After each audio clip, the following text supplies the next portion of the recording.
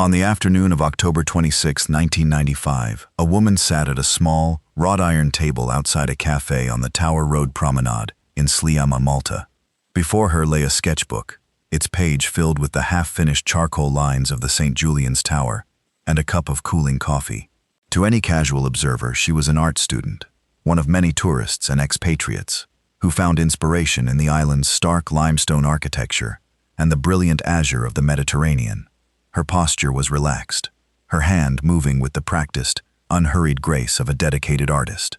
Yet her gaze, shielded by dark sunglasses, was not on the medieval tower, but was instead fixed with an unnerving stillness upon the entrance of the nearby Diplomat Hotel. Her name, for the duration of her 8-month stay on the island, was Anna, a Belgian national on an extended academic sabbatical. This identity, however, was merely a meticulously constructed artifice, a piece of operational theater, as carefully rendered as the drawings in her sketchbook. She was, in reality, a Katsa, an officer of the Mossad, and her true function was not to capture the light on stone, but to serve as the final, human confirmation sensor in an operation that had been meticulously planned for nearly a year. The sketchbook was a prop, the coffee a justification for her presence, and her serene demeanor was the culmination of psychological conditioning designed to mask the immense, cold tension of the final moments before a kill. The necessity for such an elaborate and high-risk operation had been written in blood 9 months earlier and 600 miles away. On January 22, 1995, at a bus stop near the Beit Lead Junction in central Israel, a suicide bomber detonated his device amidst a crowd of young soldiers heading back to their bases after the weekend. As rescuers and onlookers rushed to the scene of carnage, a second bomber, disguised as a soldier, exploded himself in the heart of the first responders. The coordinated attack, a signature of tactical sophistication and profound cruelty, left 22 Israelis dead, the vast majority of them soldiers under the age of 20, and wounded 64 others. The claim of responsibility came swiftly and proudly from the Palestinian Islamic Jihad, or PIJ. The strategic and psychological impact of the Beit Lead bombing was immediate and severe, shaking the foundations of the ongoing Oslo peace process and fueling a national demand for retribution. Intelligence assessments, compiled with grim certainty by Amman, the IDF's Military Intelligence Directorate, and Shin Bet, the Internal Security Service, traced the operational command, funding, and ideological impetus for the attack directly to one man, Dr. Fathi Shikaki. He was the founder and Secretary General of PIJ, and from his secure headquarters in Damascus, he had orchestrated a campaign of violence designed explicitly to derail any possibility of peace. Conventional military options were impotent against him. He was insulated by the sovereignty of Syria, a hostile state, and his operational cells within the Palestinian territories were decentralized and difficult to penetrate. Previous attempts to curb his influence through financial sanctions and diplomatic pressure had proven utterly fruitless. The problem facing the Israeli intelligence community was therefore one of fundamental asymmetry. Their high-value adversary was untouchable by traditional means, operating from a foreign sanctuary, while his directives reaped a deadly harvest on Israeli soil.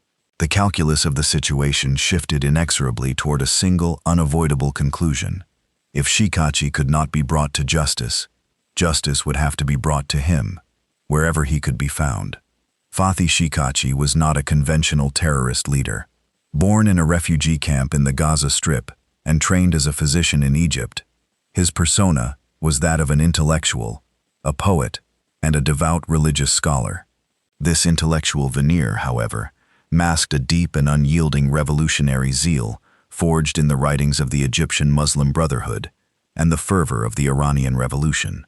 After being expelled from Egypt for his radical activities, he returned to Gaza, where he founded the Palestinian Islamic Jihad in 1981. His organization was distinct from the larger Palestine Liberation Organization. Shikaki rejected any notion of a negotiated settlement with Israel, viewing the conflict not as a political or national dispute, but as a religious imperative, a holy war for the liberation of all of historic Palestine. This uncompromising ideology, made him particularly dangerous, as it attracted the most radicalized elements of Palestinian society. After being arrested and subsequently exiled by Israel, he eventually found patronage and a safe haven in Damascus under the protection of the Assad regime. From there, he transformed PIJ from a small, local militant group into a sophisticated international terrorist organization. He proved to be a masterful fundraiser, securing financial and logistical support from both Iran and Syria, and cultivating a network of private donors throughout the Arab world. His operational signature was one of lethal patience. He would plan attacks for months, focusing on high-impact targets, designed to inflict maximum psychological trauma. His personal security was disciplined and professional. He avoided fixed routines, varied his communication methods, and traveled infrequently, always under deep cover. For international travel, he utilized a Libyan diplomatic passport under the alias Dr. Ibrahim al-Shawesh, a name that gave him plausible cover as a businessman or academic, allowing him to transit through Europe to manage his network's financial and logistical affairs. This combination of intellectual charisma, ideological fanaticism, operational cunning, and state sponsorship made Fathi Shikachi one of the most significant and intractable threats to Israeli security. He was not merely a commander, he was the center of gravity for the entire PIJ network. Confronted with the failure of all conventional methods, the Israeli government authorized the Mossad to develop an unconventional solution. The directive was simple in its objective, but monumental in its complexity: the permanent neutralization of Fathi Shikachi. The operational planners within the Caesarea department, the Mossad's elite unit responsible for special operations and targeted killings, began to dissect the problem. The primary challenge was one of access. A direct assault in Damascus was deemed impossible without triggering a full-scale war with Syria. Penetrating his inner circle was a long-term project with a low probability of success, given the paranoid, tight-knit nature of his organization. The analysis therefore focused on Shikachi's single point of vulnerability: his need for international travel. Despite his caution, his role as the leader of a global network required him to occasionally leave the sanctuary of Damascus to meet with operatives, secure funding, and coordinate with state sponsors. The Mossad solution, codenamed Operation Zimmer, or Melody, was audacious in its scope. The plan was to identify a window of transit in a neutral third country and execute a close-quarters assassination with a small, deniable team. This approach presented a formidable array of obstacles. First, there was the intelligence challenge of predicting Shikachi's movements. This would require an immense, coordinated effort involving signals intelligence, SIGINT, to intercept communications, and human intelligence, HUMINT, to cultivate sources with access to his travel plans. Second, the operation had to be executed on foreign soil, specifically within a European nation, without the knowledge or consent of the host government. A botched operation, resulting in captured agents or diplomatic exposure, would be catastrophic, echoing the infamous Lillehammer affair of 1973, where a Mossad team mistakenly killed an innocent man in Norway.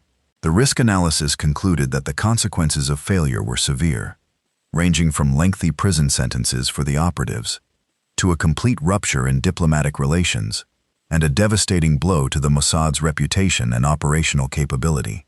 The plan was the definition of high risk, high reward. Its success would eliminate a key adversary, while its failure would precipitate a strategic crisis. The technological and tactical preparation for Operation Zimmer was a case study in meticulous, bespoke design. The Mossad's Technical Operations Division, known as Talmet, was tasked with developing the tools for the mission. Surveillance was the bedrock of the entire plan. A global SIGINT effort was launched by Unit 8200, the IDF Signal Intelligence Corps, to monitor all known communication channels associated with PIJ leadership and their Syrian and Libyan contacts. Analysts sifted through thousands of hours of intercepted telephone calls, faxes, and telex messages, searching for keywords, voice prints, and any deviation from baseline traffic that might indicate impending travel. In parallel, a network of human assets was activated. This included existing sources within various Middle Eastern governments and, crucially, the cultivation of new assets in Malta. The Mossad activated its network of Sayanim, or volunteer Jewish diaspora helpers, on the island. These individuals, whose assistance was ideological and unpaid, provided low-level logistical support that was critical for building a sterile operational infrastructure. A Sayan who owned a real estate agency, for instance, could secure a short-term rental for an apartment without raising suspicion, while another who ran a car rental business could provide vehicles that were not subject to the same level of scrutiny as those rented by tourists. For the execution phase, the tactical plan called for a two-man team on a motorcycle, a method chosen for its speed, maneuverability in urban traffic, and the anonymity it afforded the riders. The motorcycle itself, a Yamaha street bike, was purchased locally for cash and then extensively modified in a secure workshop established in a rented garage. The engine was tuned for maximum low-end torque, enabling rapid acceleration from a standstill. The frame was subtly reinforced to handle the weight of two riders and their equipment, and the standard exhaust was replaced with a quieter, custom-fabricated unit to reduce its acoustic signature.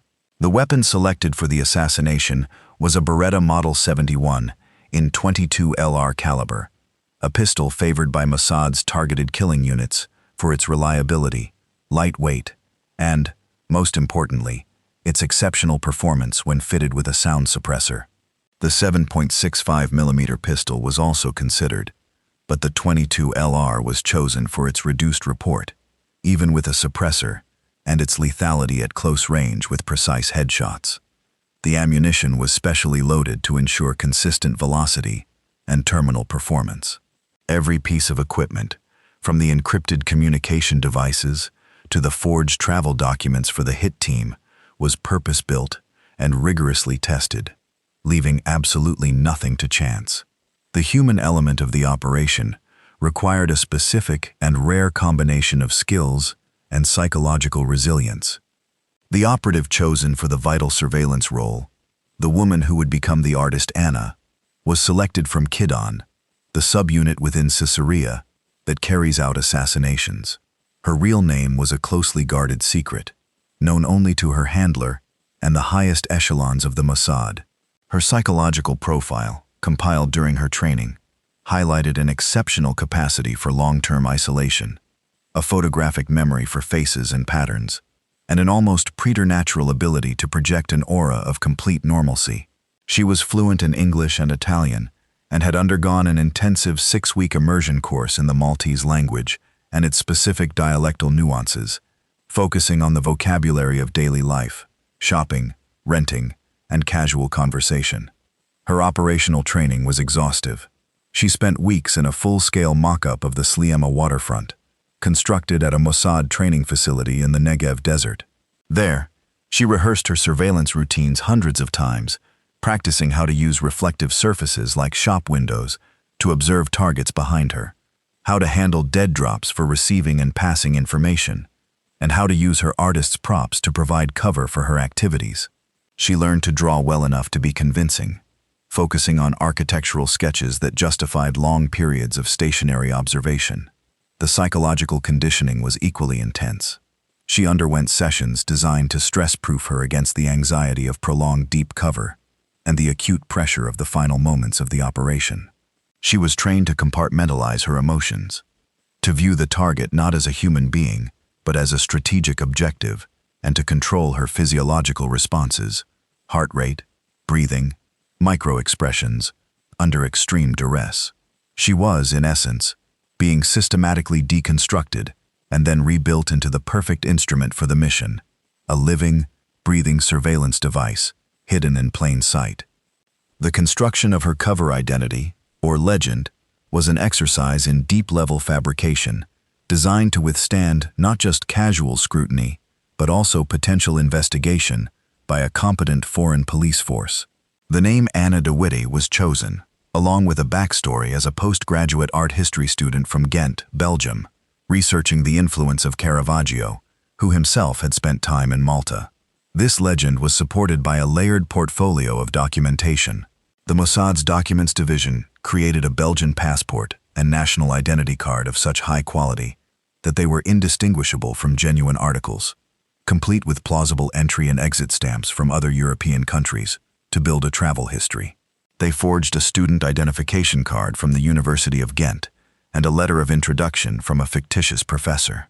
A bank account was opened in her name at a Belgian bank 6 months prior to her deployment, and a steady stream of small, regular transactions was created to simulate a student receiving funds from her family. Upon her arrival in Malta, she used these credentials to rent a small sea-view apartment in Sliema. The choice of apartment was itself a strategic decision. It provided a clear line of sight to a section of the promenade and was located in a building primarily occupied by other expatriates, where a foreign tenant would not seem out of place. The most brilliant and disarming element of her cover was the procurement of a cat, a nondescript gray tabby adopted from a local shelter. The cat, named Valletta, served multiple operational purposes. It provided a powerful psychological justification for her quiet, home-based lifestyle, immediately deflecting any neighborly suspicion about why a young woman spent so much time alone in her apartment. Caring for the cat, buying food, visiting a vet, created a pattern of mundane, verifiable local activity that further solidified her legend. It also served as a psychological anchor for the operative herself, a small piece of living warmth and routine in an existence defined by sterile observation and profound isolation. Every detail, from the brand of oil paints she used to the books on her shelf, was carefully selected to create an unassailable portrait of a harmless, slightly eccentric art student. Her insertion into Malta occurred in the early spring of 1995, a full 8 months before the anticipated operational window. She flew into the country on a commercial flight from Brussels, her luggage containing little more than clothes, art supplies, and textbooks on Baroque art. The first phase of her mission was to become part of the local scenery, a process the Mossad refers to as browning. She spent her days establishing a predictable but unremarkable routine. She would visit the National Museum of Fine Arts, take ferries to Gozo to sketch the coastline, and spend hours in cafes along the Sliema and St. Julian's waterfronts, always with her sketchbook. She spoke to shopkeepers in a mixture of her improving Maltese and fluent Italian, building a reputation as a quiet, friendly, but private young woman. Her flat became her observation post. Using a high-powered spotting scope, which she concealed as a telescope for stargazing, she meticulously mapped the area around the Diplomat Hotel. The hotel was a known hub for Libyan businessmen and officials transiting through Malta, making it a high-probability location for Shikaki, traveling on his Libyan alias, to use. She documented traffic patterns, police patrol schedules, the locations of public CCTV cameras, and the habits of the hotel staff. This information was passed to her handler through a series of dead drops, using locations she had carefully scouted. A loose stone in a historic wall, the back of a toilet cistern in a public library, a pre-arranged rental locker at the bus terminal. Each transfer was a moment of heightened risk, executed with practiced, dispassionate precision. For months, this was her life. A monotonous cycle of observation, sketching, and waiting. The underlying tension a constant, low-frequency hum beneath the placid surface of her constructed identity. The build-up to the climax of the operation began with a single, encrypted signal received on a modified pager in mid-October. The signal, a meaningless string of numbers to anyone else, was a pre-arranged code from Mossad headquarters in Tel Aviv. It meant, "Target is in motion." Intelligence, likely a combination of a human source in Tripoli and SIGINT intercepts, had confirmed that Fathi Shikaki, traveling as Dr. Ibrahim al-Shawesh, was in Libya for meetings with government officials. Further intelligence indicated he would be returning to Damascus via Malta. Anna received a second signal confirming his flight itinerary. He would arrive on an evening flight and stay at the Diplomat Hotel. The operational plan, dormant for months, was instantly activated. The two-man Kidon hit team, who had been waiting in a neighboring European country, flew into Malta on forged Italian passports, posing as tourists. They checked into a different hotel and collected the modified motorcycle and the weapons package from a pre-arranged Sion location. Their communications with Anna and the command element were non-existent. They would act only on a single, final signal. The final days were a period of supreme tension. Anna intensified her surveillance, her focus now narrowed to a single objective. From her apartment window and her regular cafe table, she tracked every person entering and leaving the Diplomat Hotel. She confirmed his arrival when she saw a man matching Shaiki's description, a man she had studied in hundreds of photographs and video clips, check in at the front desk. She tracked his movements for the next 24 hours. He made no contact with anyone. He spent most of his time in his room, and on the morning of October 26th, he went out for a short time, walking to a nearby shopping district where he purchased a few small gifts. Her role was now that of the trigger. She was the final positive identification, the person who would give the green light for the shooters to move into position. She sat at her usual cafe, her sketchbook open to a new page, the charcoal in her hand poised, her entire being focused on the man who was now browsing in a shop across the street. The waiting was an agony of controlled patience, a state of hyper-awareness, where every passing car, every shout of a child, felt like a potential complication. At approximately 1:00 p.m., Fatih Shikachi exited the shop, carrying a small bag, and began walking back toward the Diplomat Hotel along the sunny seaside promenade. He walked with the unconcerned air of a man on a brief holiday, his guard completely down in the perceived safety of neutral Malta. Anna watched him approach, her heart rate steady, her training suppressing any trace of emotion. As he passed a predetermined, invisible line on the pavement, she performed the kill signal. It was a gesture so subtle it was meaningless to anyone not looking for it. She reached up and adjusted the simple silk scarf around her neck.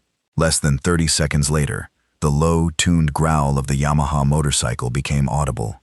It moved smoothly through the light afternoon traffic, the two riders clad in dark helmets and jackets. As they drew parallel to Shikaki, the motorcycle slowed almost to a stop. The passenger on the back dismounted with a fluid, economical motion. He took 2 steps toward Shikaki, raised the Beretta, and fired 5 rounds into his head from a distance of less than 2 feet. The sound suppressor reduced the sharp crack of the pistol to a series of dull, percussive coughs, easily lost in the ambient noise of the street. Shikaki fell to the pavement without a sound. The shooter immediately turned, remounted the motorcycle, and the driver accelerated sharply, weaving through the traffic and disappearing around a corner. The entire event, from the moment the bike slowed to the moment it vanished, had taken no more than 7 seconds. For a few moments, pedestrians continued to walk by, some glancing at the fallen man with mild curiosity, assuming he had tripped or fainted. Anna calmly took a sip of her cold coffee, added a few meaningless lines to her sketch, then placed a few Maltese lira on the table. She closed her sketchbook, stood up, and walked away in the opposite direction of the hotel, her pace measured and unhurried. Her part of the operation was complete. The escape and extraction phase was as meticulously choreographed as the attack itself. Anna followed a pre-planned exfiltration route through the back streets of Slima, a path designed to break any potential surveillance. She walked for 20 minutes to a different neighborhood, entered a public restroom, and emerged 5 minutes later, wearing a different jacket and a wig, her appearance subtly but significantly altered. She then took a public bus to the village of Marsaxlok, a fishing harbor on the opposite side of the island. There, she boarded a small, pre-arranged chartered boat, supposedly for a coastal tour, which took her out into international waters where she was transferred to a waiting Israeli Navy vessel. Her Anna identity, with its apartment, its cat, and its half-finished sketches, was abandoned, ceasing to exist as abruptly as it had been created. The hit team followed a separate protocol. They drove the motorcycle to a secluded industrial area, wiped it clean of any possible forensic evidence, and abandoned it. They proceeded to a coastal inlet where a high-speed Zodiac boat, deployed from the same naval vessel, was waiting. Within an hour of the assassination, all Mossad personnel were off Maltese soil and heading back toward Israel, leaving behind a scene of confusion and a developing police investigation that had almost nothing to work with. The professional execution of the hit, the lack of any reliable eyewitness descriptions of the helmeted assassins, and the complete absence of forensic evidence, no shell casings, no fingerprints, left the Maltese authorities with an almost impossible case. The initial investigation centered on the victim's alias, Dr. Ibrahim al-Shawesh, leading detectives down a series of false paths involving potential business disputes or rivalries within the murky world of Libyan commerce. It would be days before the Palestinian Islamic Jihad, in a state of internal chaos and disbelief, could even confirm that their slain leader was, in fact, Fathi Shikaki. The aftermath of Operation Zemmer reverberated across the Middle East. For the Palestinian Islamic Jihad, the loss of Shikaki was a decapitating blow. He was the organization's founder, chief ideologue, primary fundraiser, and strategic commander. His death created an immediate and lasting power vacuum. Without his unifying leadership, the organization fragmented into competing factions, and its ability to plan and execute large-scale, sophisticated attacks, like the Beit Lid bombing, was severely degraded for years. His successor, Ramadan Shallah, lacked Shikaki's charisma and strategic acumen, and the organization entered a long period of relative decline. From a strategic perspective, the operation was a resounding success for Israel. It demonstrated the long reach of its intelligence services and unequivocally reinforced its doctrine of holding terrorist leaders personally accountable for their actions, regardless of where they sought sanctuary. The assassination sent a chilling message to other hostile leaders in Damascus, Tehran, and elsewhere. There were no safe havens. Politically, the operation was a masterpiece of plausible deniability. Israel issued no statement, and while it was widely assumed to be the perpetrator, the complete lack of evidence prevented any official accusation or diplomatic fallout. The Maltese investigation eventually went cold, closing the book on the unsolved murder of a Libyan businessman. For the operative who had been Anna, the return was not to a victory parade, but to a quiet, sterile debriefing room in Tel Aviv. She spent days recounting every detail of her 8 months in Malta, her observations and actions analyzed and recorded to refine future operational protocols. The psychological cost of the mission was immense. The person who had lived as Anna, who had sketched the Maltese towers and cared for a small cat, was now a ghost, a collection of memories that had to be buried. The transformation was profound and irreversible. The prolonged isolation, the constant state of managed paranoia, and the final, intimate proximity to a violent death left an indelible mark on her psyche. She had been forged into a perfect weapon, and the use of that weapon had subtly, but permanently, altered its own composition. The mission was over, but the internal reflection, the quiet processing of the moral and personal weight of her actions, would continue for the rest of her life.